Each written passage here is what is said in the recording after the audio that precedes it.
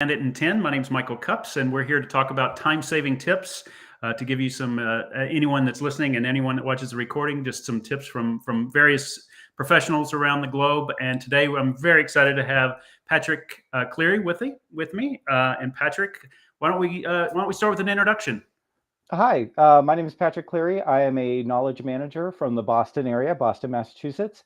I've been in knowledge management for about 20 years. I've worked in the consulting, management consulting field, family consulting, email marketing, sports gambling, and most recently, retail banking. Very good. Quite a wide spectrum there, and knowledge management across that. You must know a lot. Well, I pretend, yeah. Well, very good. Thank you for joining us. And I also appreciate, I think you read Tam Bandit and you gave a review. Very, very kind of you. Thank you so much for that. Hope it was helpful for you. But what we do is we start off with two basic questions, and then we'll kind of talk a little bit more about those as we go along. And the idea for the audience is that we can wrap this up in right around 10 minutes or so. So it's a quick tip, if you will, to save time. So Patrick, let's start with, what is a time waster that just drives you crazy? I think anything to do with paperwork surrounding, especially, I've been a manager of people for most of my career, and a lot of things like review or career development, they often revolve around a lot of extra steps just to report on what's doing that. And I find that that's one of those things that fall into my time wasting bucket quite a bit. Yeah. They can just get out of hand really quickly. Yeah. So how do you do those? You just try to time block them and get them done and as quickly as possible? Yeah, that's the main thing, is making sure that there's actual scheduled time on my calendar with reminders. Yeah. And then also having an exit time for each one of those as well, because you can get really bogged down in a task if it's not complete. That's a great tip. Making sure that you have a time to allocate it and the exit time. Yeah. Because you're right. People, when you do get sunk into a time waster, sometimes you spend way too much time on that wasted time. So very good. So let's start with the next one, a more positive approach to it. What is your favorite time saving tip or time management tip? I really do think that a series of reminders. I think that a lot of times we tend to allow, like, I live and die by my Outlook and Google calendars, and I find myself, if I rely just on the automated reminder for a meeting starting, or it's dependent on who has set that. So if their schedule is, it reminds you 5 minutes before the meeting, I need to be reminded a half hour before the meeting. I also like reminders of what's coming up next, even if that's free time for myself. So my phone yells at me all day long. I think that the invention of mobile phones has been a bane, and then also a real help for me, which is just my phone tells me what I'm doing next and I go do that. So I think that being able to set up things for yourself. I am also someone who has ADHD.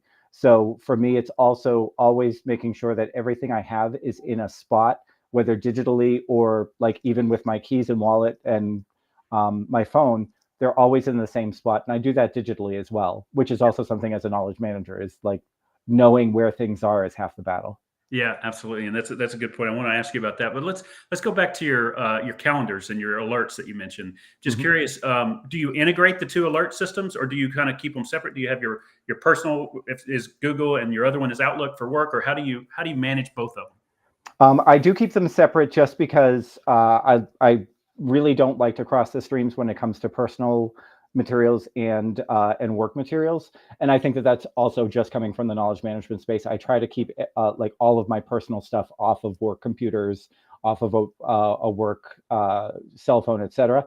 The alerts all just come in the same way. So I have alerts that come from, say, Google Mail, Google Calendar, for personal use. And if I'm in a company that uses Google as well, will come through both my laptop or whatever system I'm on and my phone.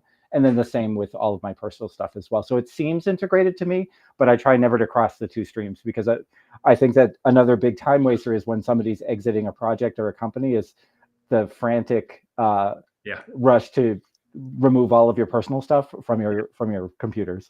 Yeah, no doubt. That is it. And schedules, it's interesting that I think people struggle with It sounds like you've got a good system, and you manage to it, and you're meticulous about it. I think some people get lost because they have so many calendars. They might have a calendar in their Google and Outlook, but they also may have a written calendar where they're marking down the things they need to do with family, or maybe they're pursuing a marathon or something like that. And I think that sometimes gets overwhelming for some people, and just having a system for it is all you need. It doesn't have to be all in one place, but as long as you have a system to manage that.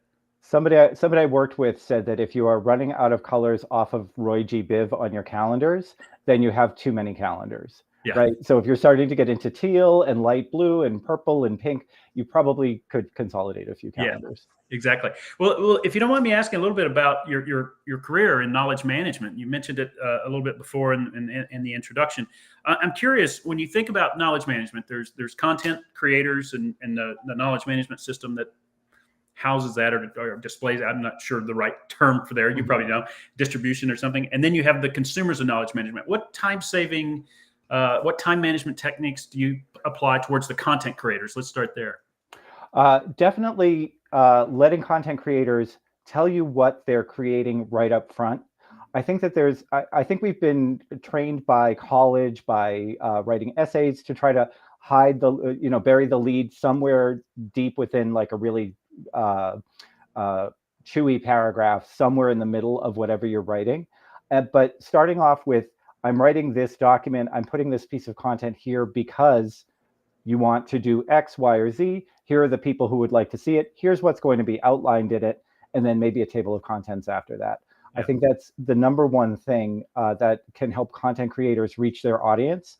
And that can even go down to the level of your document names, right? I think that in an age of where we're all preparing for AI, we're all preparing for systems that are using natural language. We forget that if you name a presentation 3 v5 final.pptx, nobody's going to find it. So just letting people know what something is and how they're going to use it, it even helps to train all of those AI bots that we're trying to prepare our future for as well.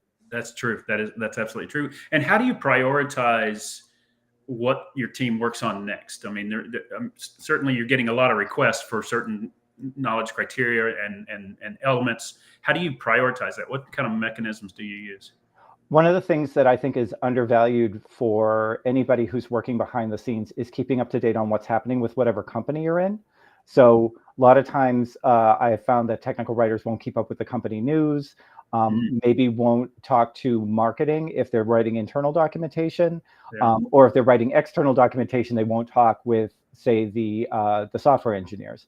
So knowing what's coming next, or knowing what's in the news that may be an emergency that's coming up. Like I said, I've been in the sports betting industry. If a brand new state is going to legalize gambling, we have to know that, and then you have to know all the documentation around, say, what, say, Massachusetts has for laws that are on the books, and we want to preload all of that. So keeping up to date on the news and actually going back to time management, giving yourself the time to go through news, go through your company resources, and actually do a lot of outreach, even if you're not someone who might be someone who thinks that they're integrating with a lot of people, to integrate with as many different roles within a company as possible to see what's coming down the pike, so that you're not working on something that suddenly is deprioritized or not prioritized at all. Yeah. Okay. And that's perfect. That's great. And that's interesting. I think you're right. It's a spot on. When you said it, it sounded so obvious, but it doesn't happen. Are you in touch? Are you reading the news? What's the latest things and things like that? That's awesome. So let's talk about people that are consuming that knowledge or need to see. It seems like people put it off and procrastinate heavily when they're required to go learn something new or refresh. I think in my inbox now, and it just hit yesterday, so I still have time. We have anti-bribery courses we have to take. So what's your advice to people that need to consume that knowledge? It's been shown in study after study that most people will click on the first or second link that they see when they're looking for anything. And you and I are both of the age where we understand the concept of above and below the fold, which is like, there used to be these things called newspapers that were actually written on paper, and the paper was folded in half, and anything underneath that fold would be something that wasn't as newsworthy. I find that if you can let people know, one, you can go beyond the first page, even the first couple of links, but the first page of whatever results you're looking for to find what you're actually looking for. And then also Google has very much trained us to speak very, very succinctly, because it will start to anticipate what you're writing. Learn what Boolean searches are, because they're still valid. So putting in and, not, all of that, and then putting in as long a phrase as you feel comfortable with for the search terms you're looking for. Because I find even in my personal life, when someone's saying, oh, I found a recipe and I can't remember exactly what it was for, say caramel, biscuits. And they'll say, I know it had this one ingredient, but they won't put that one ingredient in search results. It's like, find what's unique and then work backwards from the most unique part of your search, or work backwards from whatever you're looking for. And also, like I said, people who are creating content need to be trained to put what's necessary at the top of an article. Read a little bit further, or just Control F. Try to find what you're looking for on the page, and that can lead you to the content that you're looking for as well. Oh, that's great. That's great advice. Yeah, very good. Well, we're just about to the end of the 10 minutes. I don't see any questions for us, and I hope the stream is working well. If there are questions, I just want to say that we'll answer them, and subsequently within LinkedIn and Facebook, etc.